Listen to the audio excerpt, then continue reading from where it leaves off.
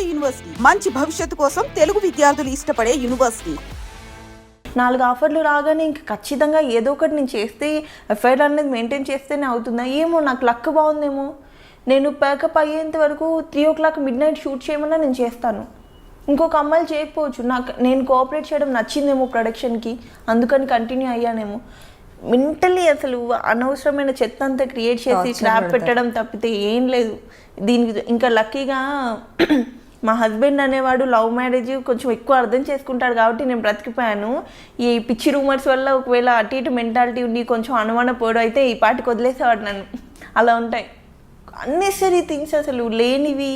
నేను టైంకి వెళ్ళి నేను పొద్దున్న 7 o'clock ఉండమంటే 9కి షార్ట్లో ఉన్నానంటే నేను 8:45కి ఉన్న డేస్ కూడా ఉంటాయి. ఎందుకు ఉండరు షార్ట్లో?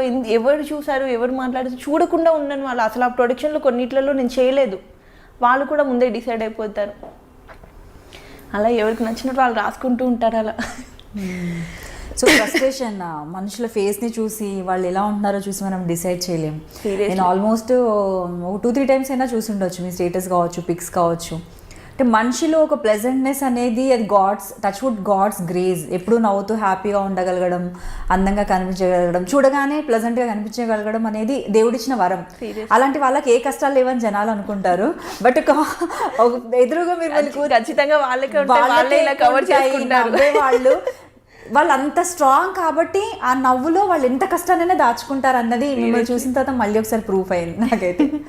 సీరియస్లీ హార్ట్ మెల్టింగ్ స్టోరీ అండి. చాలా కష్టపడ్డారు. ఈవెన్ నేను అనుకున్నాను, బట్ కంప్లీట్గా మిగతా వాళ్ళు జడ్జ్ చేసినా నేను జడ్జ్ చేయలేదు. మీరు అంత కష్టపడ్డారంటే నాకు కొద్ది గొప్ప మీ గురించి తెలుసు, అంటే మీ సిస్టర్స్ గురించి. అండ్ మీరు హార్డ్ వర్క్ చేసి పైకి వచ్చారు. అంత ప్యాషన్ ఎవరికి ఉంటుంది, అంత హార్డ్ వర్క్ చేయాలని ఎవరికి ఉంటుంది చెప్పండి? ఎవరైతే అంత అవసరం, అంత కష్టం నుండి వస్తారో. ఏ సెలబ్రిటీని పెద్దవాళ్ళని తీసుకున్నా కూడా మనం చెప్పొచ్చు, టాప్ మోస్ట్ సెలబ్రిటీస్ అయినా కావచ్చు, కష్టపడి వచ్చిన వాళ్ళు చాలామంది ఉన్నారు. వాళ్ళు ఎంత ఇష్టపడి వచ్చినా కూడా కష్టాలను చూసిన వాళ్ళు ఉంటారు. అండ్ నేను ఎక్కువ ఇండస్ట్రీలో ఆఫర్స్ రావడానికి ఇప్పుడు వెయిట్ చేస్తున్నాను, కానీ ఎప్పుడు కష్టపడలేదండి. డైరెక్ట్గా వాటంతట ఎక్కువ బ్రేక్ కూడా తీసుకోలేదు. సిస్టర్ అయితే రజిత చాలా కష్టపడింది. తనైతే 250 రూపీస్కి కూడా ఏదో డూబ్గా చేయమంటే చేయడం, పెద్ద పెద్ద కొండలు ఎక్కమంటే ఎక్కడము, జస్ట్ ఒక రెమ్యునేషన్ పర్ డే 250 ఇస్తా అంటే కూడా కష్టపడింది తనైతే. ఇప్పటికీ ఈ మధ్య మదర్ రోల్ చేస్తే తను కొంచెం బిజీ అయింది, కానీ మొన్నటి వరకు తనకు కూడా అసలు ఆఫర్స్ లేవు. తన పాపం మొన్నటి వరకు కూడా స్ట్రగుల్ అవుతూనే ఉండేది.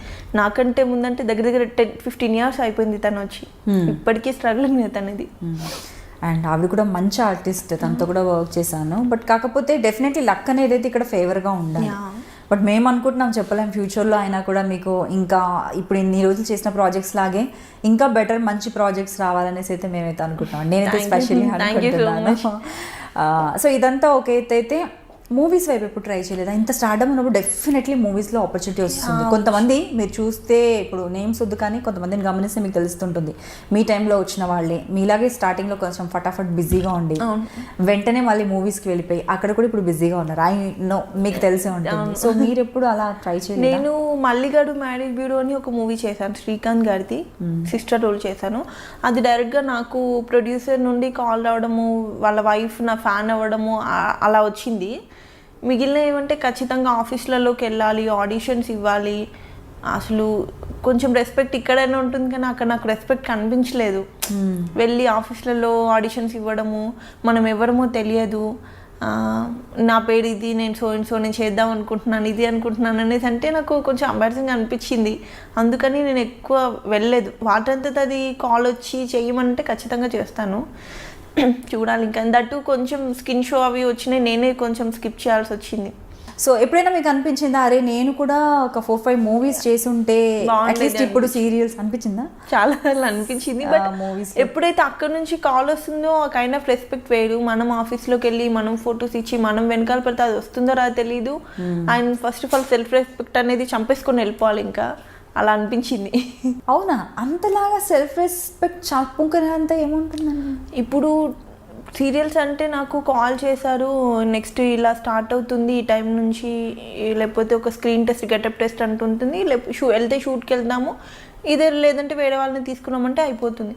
బట్ మూవీస్కి వచ్చేసి ఎక్కువ సర్కిల్ లేదు నాకు. First of all through coordinators వెళ్ళాలి, వాళ్ళు ఫొటోస్ ఇవ్వమంటారు, ఆడిషన్ ఇవ్వమంటారు, మనం ఏదో కొత్తగా వచ్చినట్టు అప్పుడే డైలాగ్ చెప్పాలి. ఆ మెయిన్ పెద్ద పెద్ద డైరెక్టర్స్ మనల్ని చూస్తారో లేదో తెలీదు, ఆ ఫొటోస్ వాళ్ళ వరకు వెళ్తాయో లేదో తెలీదు, ఈ ఆడిషన్ చేసిన ఇస్తారో లేదో తెలీదు. ఫస్ట్ ఆఫ్ ఆల్ మనం సీరియల్ ఫీల్డ్లో ఏదైతే రెస్పెక్ట్ ఉండి ఫేమ్ ఉందో అది వాళ్ళకి తెలీదు. మనం ఇక్కడ మినిమం ఉన్నది రెస్పెక్ట్లో హ్యాపీగా ఉన్నాం, అక్కడ పోయి చీప్ అవడం ఇది ఎందుకని ఇంకా నేను స్కిప్ అయిపోయాను అనమాట. ఒకవేళ డైరెక్ట్గా అక్కడ నుంచి కాల్ వచ్చి ఈ పలానా రోల్కి అనుకుంటున్నాం చేస్తానని అడిగితే నేను ఎప్పటికైనా చేయడానికి రెడీ. చూడాలి ఇంకా. సో ఇప్పుడైతే బేబీతో మీకు సరిపోతుంది టైం, ఫ్రీ టైం అనేది చాలా తక్కువ. సో జనరల్గా ఫ్రీ టైం అంటూ ఉంటే ఎప్పుడైనా ఆలోచించారా, నాకు ఫ్రీ టైం ఉంటే నేను ఇది నేర్చుకోవాలి, నాకు ఫ్రీ టైం ఉంటే ఇది చేస్తే బాగుండు అనేసి ఎప్పుడైనా అనిపించింది? కాలేజ్ డేస్ కూడా మిస్ అయ్యారు కదా మోస్ట్లీ, సో అనిపించింది ఎప్పుడు? నాకు బెల్లీ డాన్స్ అండ్ జిమ్నాస్టిక్స్ అంటే చాలా పిచ్చి, అదొకటి ఉండిపోయింది. బట్ కొంచెం బాబు పెద్దగానే వాడిని తీసుకొని వెళ్ళిపోతాను నేను నేర్చుకోవడానికి, ఫిక్స్ అయిపోయాను మెంటల్గా. Okay okay. సో మీరు మంచి డాన్సర్ కూడా, రంగంలో కూడా మంచి మంచి డాన్స్ పర్ఫార్మెన్సెస్, అండ్ మీ డాన్స్తో ఆపి చూసిన వాళ్ళు కూడా ఉన్నారండి. టీవీ అంటే బాగా చేస్తారు, మంచి ఈజ్ డాన్స్లో ఉంది, ఆ జీల్ అనేది కనిపించేది. మీరు ఇప్పుడు చెప్పే వరకు కూడా నిద్రలేని రాత్రులు ఉండి ప్రాక్టీస్ చేసిన డాన్స్ అని మాకైతే ఐ డెంట్ ఎక్స్పెక్ట్. ఎవరికే తెలియదు కదా, చెప్తేనే తెలుస్తుంది. అవంతా ఆఫ్ స్క్రీన్ స్ట్రగుల్స్, అది కనిపించవు వినిపించవు.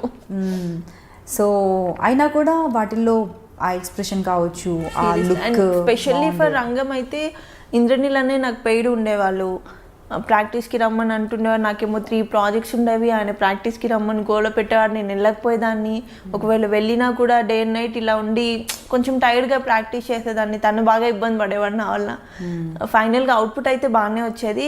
మ్యాక్సిమం ఒక పర్ఫార్మెన్స్ ఎఫర్ట్ అంతా తనే పెట్టేవాడు, గెటప్స్ గురించి కానీ ఇది కానీ. ఇంకా బయట ఈవెంట్స్ షోస్ అంటారా, చిన్నప్పటి నుంచి ఇంకా సిస్టర్ వాళ్ళను నేను వాళ్ళను డాన్స్ చిన్నప్పటి నుంచి చేస్తూనే ఉండేదాన్ని కాబట్టి అలా వచ్చేసింది. ఇంకా మీకు చాలా ఇష్టం కదా.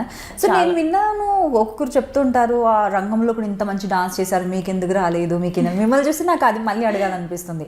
సో అంటే వీటిల్లో ఎవరైనా ఫిక్స్ అయిపోయి ఉంటారా ముందుగానే, వీళ్ళే ఖచ్చితంగా విన్నర్స్ అది ఇదని? నిజంగానే ఆనెస్ట్గా ఈ షోస్లో అవార్డ్స్ రివార్డ్స్ అవి ఉంటాయా? మేబీ ఉండొచ్చు, ఉండకపోవచ్చు. నిజంగానే సీరియస్లీ నిజంగానే మేము యాక్చువల్లీ విన్ అవుతామని అనుకున్నాం రంగంలో. మేబీ ఫైనల్ పర్ఫార్మెన్స్ సరిగ్గా చేయలేదు తెలీదు, నిజంగానే ఫిక్స్ అయిపోయి ఉన్నారో లేదా అది నిజంగా క్లారిటీ. నాకు అప్పుడు మెచ్యూరిటీ లెవెల్స్ చాలా తక్కువ, అప్పటికి నేను వచ్చి 1-2 years అయింది అంతే ఇండస్ట్రీలో. ఉండొచ్చు, ఉండకపోవచ్చు సీరియస్లీ ఇప్పటివరకు. ఎందుకంటే అంత హై రేంజ్లో ఛానల్లో మనం ఇన్వాల్వ్ అయింది లేదు. ఆర్టిస్ట్ అంటే వచ్చామా, సెట్ వరకు చూసుకున్నాం, అంతే ఉంటాను నేను. ఏమో. సో ఒక ప్రాజెక్ట్ మీ దగ్గరికి వచ్చినప్పుడు మీరు ఏం చూస్తారు? మీ క్యారెక్టర్ చూస్తారా, ప్రొడక్షనా, డైరెక్టరా, లేదంటే కో ఆర్టిస్టా, మీ పేరా? నా అవన్నీ ప్రొడక్షన్ అండ్ స్టోరీ, క్యారెక్టరైజేషన్ అంతే. ఇంక చుట్టూ ఎవరుండే శత్రువుని పెట్టినా చేస్తానండి నేనైతే యాక్టింగ్. నా కళ్ళ ముందు ఎంత దరిద్రపాలని పెట్టి చేయమని నేను యాక్టింగ్ చేస్తాను. అంటే ఫస్ట్ ఆఫ్ ఆల్ అది మనకు అనవసరమైన విషయం అనిపిస్తూ ఉంటుంది నాకు. సో మీకు ఇచ్చిన పేర్స్ అందరు కూడా మంచి హ్యాండ్సమ్ హీరోసే, అందరు బాగా మీకు తగ్గట్లు మంచి లుక్ ఉన్న వాళ్ళు. సో మీకు బాగా కంఫర్టబుల్గా అనిపించిన పేరు? నాకు బాగా ఆలోచించుకొని చెప్పండి, వాళ్ళని ఇప్పుడు పిలవాలి నేను నెక్స్ట్. నాకు నిరుపమ్ గారు comfort. First of all comfort చేస్తాడు పక్కన వాళ్ళని, ఎంత కంఫర్టబుల్ లేకపోయినా. రావట్లేదు నిరుపమ్ గారిని ఒకసారి అడిగాను. నందకిషోర్ గారు అండి, ఆనందకిషోర్ గారు and Viren okay, Siddhu, almost అందరు కొంచెం, సయ్యద్ కానీ, నాతిచరామి హీరో, ఆల్మోస్ట్ అందరూ కంఫర్టబుల్. నేను ఎవరి వల్ల నేనైతే ప్రాబ్లం ఫేస్ చేసి ఇబ్బంది పడింది అయితే లేదు.